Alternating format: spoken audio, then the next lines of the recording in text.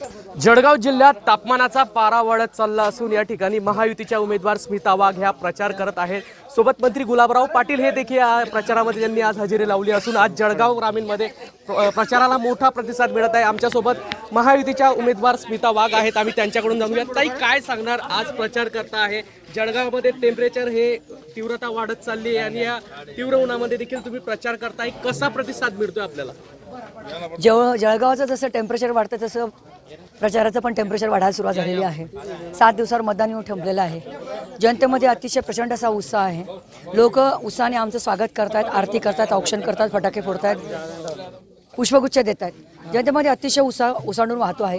त्यामुळे आम्हाला जनता जी आहे ती मायबापाप्रमाणे आहे आणि ती आम्हाला पुत्रवत प्रेम करते बघून मनाला आनंद होतो। ताई कुठकुठले विकासाचे मुद्दे घेऊन तुम्ही ही निवडणूक लढवता आहेत?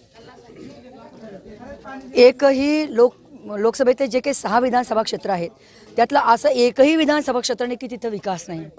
प्रचंड कोट्यावधीची कामं आताच्या स्थितीला सगळी सुरू आहेत। सगळे मंत्री, तिघही मंत्री, सगळे आमदार त्यांच्या मतदारसंघात मोठ्या प्रमाणात काम सुरू आहे। त्यामुळे जनता त्यांच्यावर खुश आहे। मोदीजींनी केलेला 10 वर्षातला विकास जनतेसमोर आहे। त्यामुळे आम जनतेपासून तर श्रीमंतापासून, उद्योजकापासून तर तुमच्या महिलांपासून सगळे या बाबतीत खूप आनंदात आहे की मोदीजींनी केलेला विकास आणि एक संरक्षक हातात दिलेला तो काही देश आहे आणि ज्या पद्धतीने त्यांनी काम केलं त्याच्यावर जनता खुश आहे। आपल्या मतदारसंघात शरद पवारांच्या सभा होऊन गेलेल्या आहेत, याचा काही फरक पडू शकतो का? याच्या पूर्वी सभा झालेल्या आहेत, आपण बघितलं असेल। ही आजची पहिली निवडणूक नाही आहे, याच्या पुढेही पूर्वी निवडणूक झाल्या, याच्या पुढेही होतील।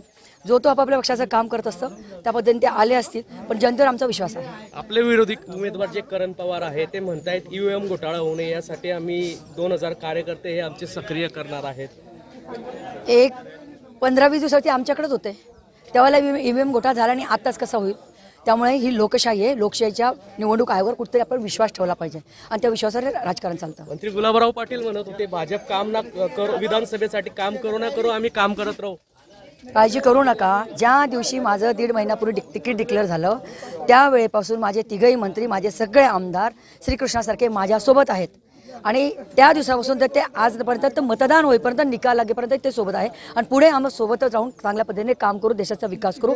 आमची एकजूट आहे। 23 घटक पक्षांनी बदलेली ही महायुती आहे। ही महायुती अभेद्य आहे।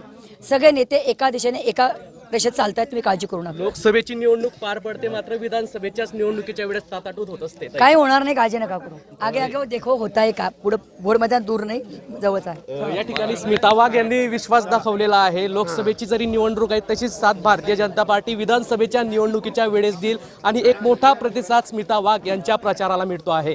जुगल पाटील, जय महाराष्ट्र न्यूज, जळगाव।